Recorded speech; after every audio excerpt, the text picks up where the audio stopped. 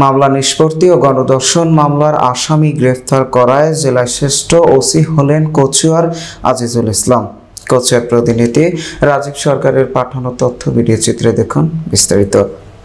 চাঁদপুরের কচুয়া থানার ওসি মোহাম্মদ আজিজুল ইসলাম আইন শৃঙ্খলা রক্ষায় মামলা নিষ্পত্তি, আত্মহত্যা প্রবণতা রোধ, অপরাধ দমন ও চাঞ্চল্যকর গণধর্ষণ মামলার দ্রুত আসামি গ্রেফতার করায় চাঁদপুর জেলা পর্যায়ে শ্রেষ্ঠ ওসি হিসেবে পুরস্কার অর্জন করছেন। মাদক নাশকতা প্রতিরোধ, চুরি, ছিনতাই, চাঁদাবাজি এবং ডাকাতি দমন করে বিশেষ ভূমিকা রাখায় এই পুরস্কার অর্জন করেন। এছাড়া কচুয়া থানার গেল মে মাসে সর্বোচ্চ আসামি গ্রেপ্তার ও এসআই রাশেদুজ্জামান দ্রুত মামলা নিষ্পত্তিতে, এসআই জাহাঙ্গীর আলম ও মাদক ও ওয়ারেন্ট মূলে সর্বোচ্চ আসামি গ্রেপ্তার এএসআই মোহাম্মদ জয়নাল আবেদিন শ্রেষ্ঠ হিসেবে পুরস্কার পেয়েছেন। সোমবার বিকেলে চাঁদপুর পুলিশ লাইন্স মাল্টিপারপাস শেডে মে মাসের মাসিক কল্যাণ সভায় জেলার অন্যান্য উপজেলার পুলিশি কার্যক্রম পর্যালোচনা করে police super SP Abdur Rakib তার হাতে সম্মাননা ক্রেস্ট তুলে দেন। এ সময় police super Abdur Rakib police সদস্যদের পেশাদারিত্ব বজায় রেখে অধিক তৎপর ও আন্তরিকতার সাথে দায়িত্ব পালনের আহ্বান জানান।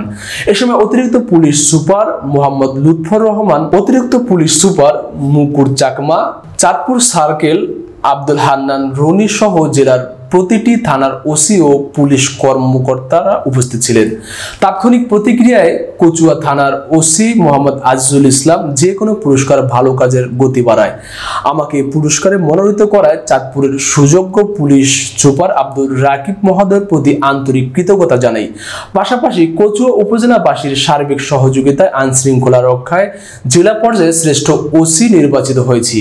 উল্লেখ্য যে বরিশাল জেলার বানারীপাড়া উপজেলার 22 গ্রামের অধিবাসী বিশিষ্ট সমাজসেবক প্রয়াত সুলতান ব্যাপারীর সুযোগ্য সন্তান মোহাম্মদ আজিজুল ইসলাম সর্বপ্রথম 2011 সালে ঝালকাঠি জেলায় বাংলাদেশ পুলিশ বাহিনীতে এসআই পদে যোগদান করেন।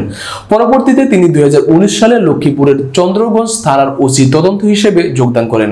পরবর্তীতে একই পদে চট্টগ্রামের বাঁশখালী থানা ও কুমিল্লা চান্দিনা থানায় ওসি তদন্ত হিসেবে সুনাম ও সততার সাথে দায়িত্ব পালন শেষে 2024 সালে 5 আগস্টের পর কুমিল্লা তিতাস থানায় ওসি হিসেবে যোগদান করেন এবং ওসি হিসেবে দ্বিতীয় কর্মস্থল কচুয়া থানার চলতি বছরে 18 ফেব্রুয়ারি যোগদান করেন।